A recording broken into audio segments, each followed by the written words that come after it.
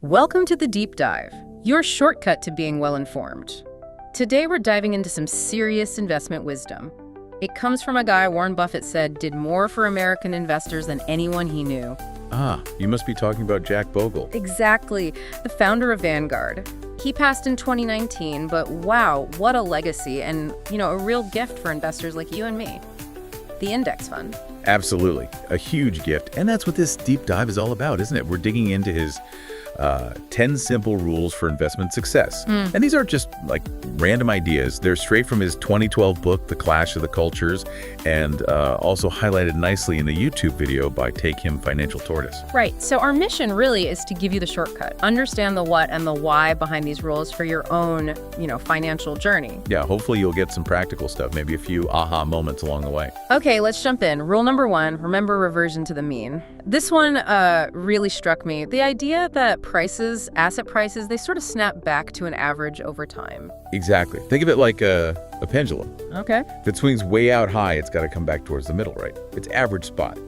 Bogle said asset prices do something similar. Even with all the ups and downs, they tend to drift back towards a long-run average. So what does that actually mean for us, for the listener trying to invest? Well, the big takeaway is, don't chase yesterday's winners. Picking a stock or a fund just because it did great last week or last year, that often doesn't lead anywhere good tomorrow. Right. Bogle apparently used to say, today's hot stock could be tomorrow's dud. Precisely. So picking based on past performance, probably not the best strategy. Okay, that makes sense for a single company stock. But what about the whole market? Does the whole market revert to a mean too? That's a really good question. It does. Yeah, but maybe over much longer periods. You see these big swings, years of amazing returns or years of awful returns. History suggests those extremes usually don't last forever either. They tend to average out, which, kind of leads into his next point about time. Okay. Rule number 2, time is your friend, impulse is your enemy.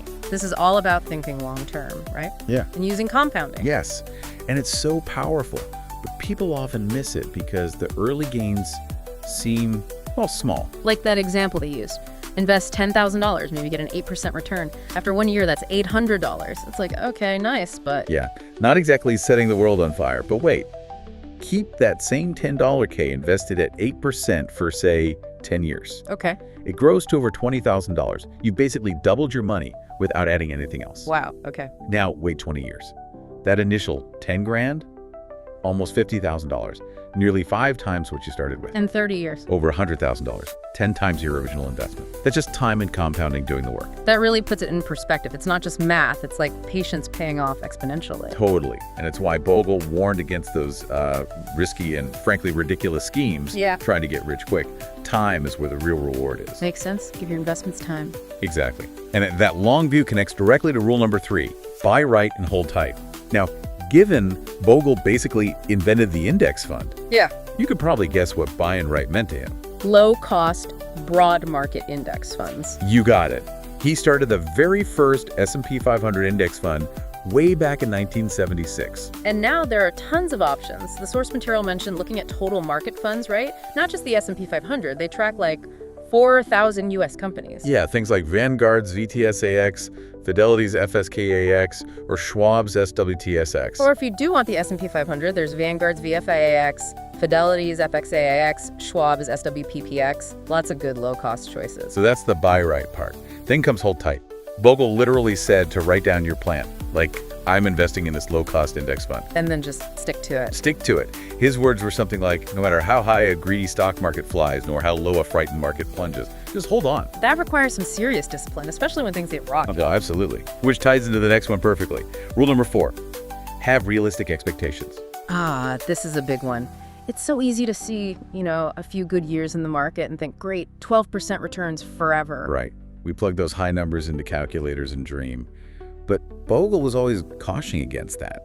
Past performance, it just doesn't guarantee future results. The world's different now than it was 50, even 10 years ago. Companies change, the economy changes. Exactly. There's a quote from Bogle, something about investing being an act of trust. Trust in civilization and companies innovating. But crucially, he added, not even American greatness is guaranteed in the future. So you can't just assume the future will look like the past. What can you control then? Well, that's the key, isn't it? Focus on what you can control. Bogle suggested maybe dialing back your return expectations, think more like 6% or 8% perhaps, Yep. and then focus on managing your expenses, saving more money, maybe earning more if you can, and just investing consistently. And if the market does better than 6 or 8%, Then it's a bonus. Yeah. Nice gift, like you said, you avoid disappointment that way. got it. Realistic expectations, manage what you control. Which leads us nicely into Rule 5. Forget the needle, buy the haystack. Bogle talked about 4 main risks when investing in stocks. Okay, what are they? First, stock risk, like picking the wrong individual company. Second, style risk, like choosing growth stocks when value is doing better, or vice versa. Huh. Third, manager risk, your fund manager might just underperform. And fourth, market risk, the whole market goes down. And most people spend their time trying to deal with the first 3. Researching companies, checking fund managers. Exactly. Trying to find that one magic stock, that needle in this giant haystack of the market. It takes tons of time and honestly rarely works out consistently. Because like we said, Yesterday's winner. is often tomorrow's dead.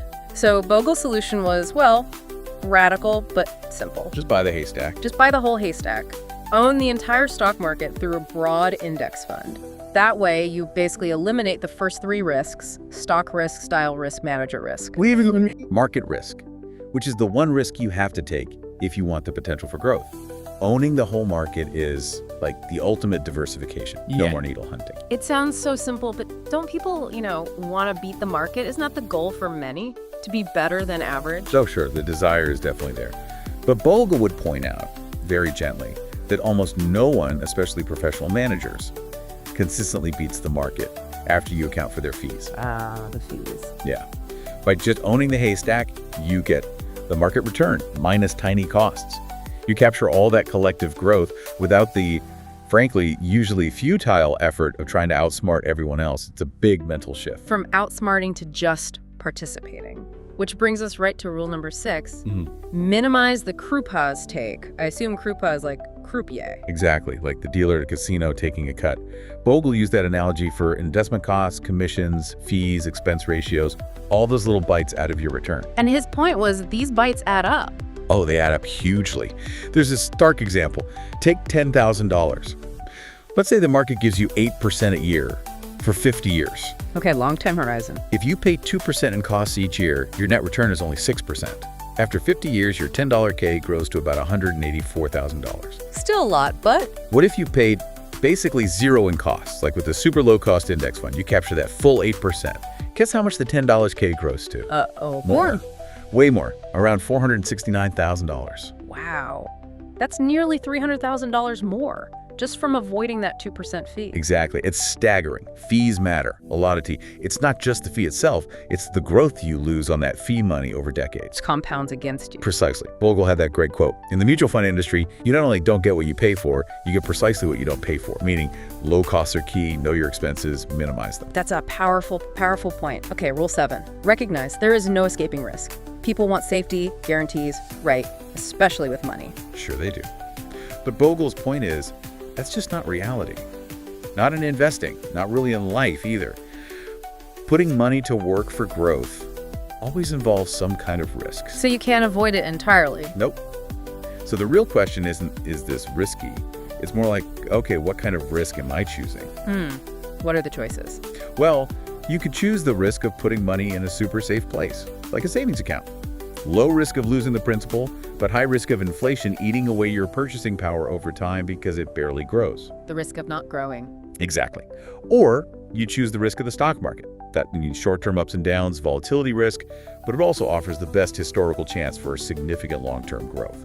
Because companies overall tend to innovate and make profits. Right, individual companies, unpredictable. Yeah. But the market as a whole, driven by thousands of companies trying to succeed, that has a strong upward bias over the long haul, even with bumps. So yeah, the ride might be bumpy. It will be bumpy, but Bogle's argument is if you're diversified with low costs, it'll likely be worth it in the end. Which means you need to handle those bumps without panicking. That sounds like rule number 8. Beware of fighting the last war. Perfect transition. Yeah, Bogle used this military analogy. Generals preparing for the next war often base their plans on how the last war was fought, right? And that usually doesn't end well. Investors do the same thing. After tech stocks have a great run, everyone piles into tech. Or if inflation was high last year, everyone suddenly adjusts their whole strategy for high inflation, assuming it's permanent. Or after a crash, everyone gets scared and pulls their money out, thinking it'll just keep going down. Exactly. Fighting the last war. Yeah. Making decisions based purely on what just happened. Yeah. But the future, it's unknown. What worked last year, or what scared you last year, might be totally irrelevant next year. Precisely. You shouldn't ignore history, obviously, but don't assume recent trends just continue forever. Cycles turn. Okay, that makes sense. Don't be reactive based only on the immediate past. Which sets up Rule 9 beautifully. The hedgehog beats the fox. Ugh. The famous Isaiah Berlin essay analogy. The fox knows many things. The hedgehog knows one big thing. Bogle applied this to investing. The fox, in his view, was often the financial industry. Complex strategies, lots of activity, claiming you need their cleverness. And charging high fees for it. And charging hefty prices, as Bogle put it. They seem sophisticated, knowing lots of little tricks. But the hedgehog? The hedgehog is the individual investor who knows one great thing: simplicity. Long-term success comes from keeping it simple and cheap. Like its defensive spines. Right. Almost impregnable armor in its simplicity, the hedgehog strategy. Broad diversification, buy and hold, keep costs at rock bottom. And that simple strategy beats the complex, foxy strategies most of the time. Over the long run, Bogle firmly believes so. He called the all-market index fund operated at minimal cost the ultimate hedgehog. It just focuses on that one big thing, capturing market returns cheaply. Know one big thing and stick to it. Brilliant. Okay, that leaves us with the final rule. Rule number 10, stay the course. And this kind of sums it all up, doesn't it? Bogle essentially says the secret to investment success is, well, there is no secret. No magic formula, no hidden trick. Nope. No crystal ball, no complex financial instrument only the super rich know about. The winning formula is the one we've been discussing. Own the entire stock market through a low-cost, broad market index fund. And hold it as long as possible. That's Bogle's formula. Simple. But not easy. Exactly, he stressed that. Simple to understand, but really hard to implement. Why? Because it takes discipline, patience, steadfastness, especially when things get scary in the market. So it comes down to character almost. In a big way. Bogle believed that if you, the listener, can cultivate those traits, discipline, patience, sticking with it, you will be a successful investor. It's not about being smarter, it's about being more disciplined. So the core philosophy is really about simplicity, patience, and costs. Yeah. Enduring principles. That's the essence of it. Yeah. And maybe that leaves us with a final thought to chew on. Given how simple these rules actually are, what do you think is the biggest hurdle for most people? Why is it so hard to just stay the course when the market gets choppy? That's a good question. It's probably less about knowing the rules and more about mastering our own emotions, right? Yep. Our fear, our greed. Yeah, that internal battle seems to be where the real challenge lies for long-term investing success, following Bogle's path. Yeah. Something for everyone to think about.